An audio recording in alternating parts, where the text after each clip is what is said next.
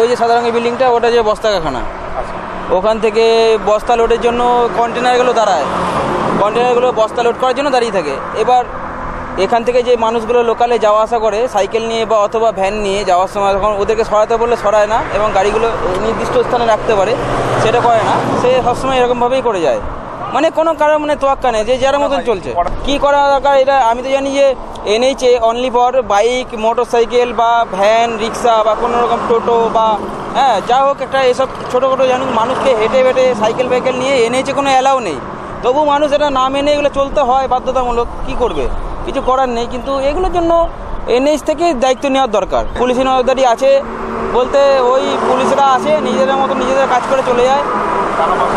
ওই হ্যাঁ গতিবেগ প্রচণ্ড থাকে, কোনো লিমিটেশন নেই। বা শহরের মধ্যে drive slow, safe drive save life যে দিদি বলছেন, কিন্তু সব ঠিক আছে, দিদি ভালো মত নিচ্ছেন, কিন্তু মানুষ মানছে না। মানুষকে তো নিজেকে না বুঝতে পারলে আর এটা তো সম্ভব নয় মানুষকে বোঝানো জোর করে।